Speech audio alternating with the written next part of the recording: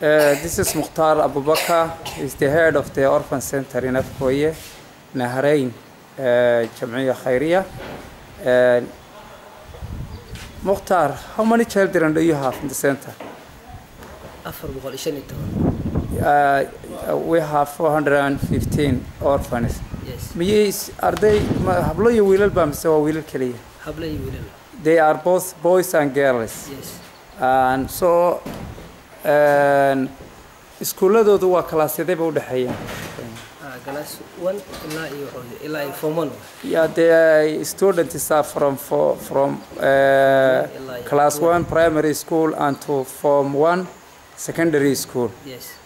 So this is donation from National Summit.